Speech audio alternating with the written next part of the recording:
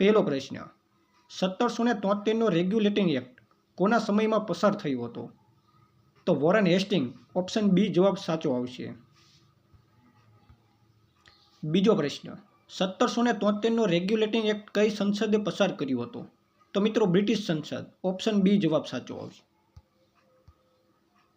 ત્રીજો પ્રશ્ન, 1773ના કાયદાથી બંગાળના ગવર્નરને કયું પદ આપવામાં આવ્યું?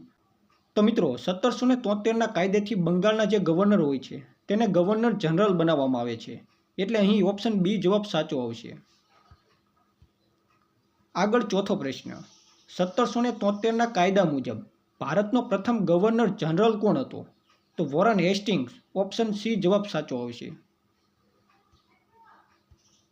પાંચમો પ્રશ્ન, 1773ના કાયદા મુજબ ગવર્નર જનરલની કાઉન્સિલમાં કેટલા સભ્યો હતા? તો 4 સભ્યો હતા, ઓપ્શન સી જવાબ સાચો આવશે.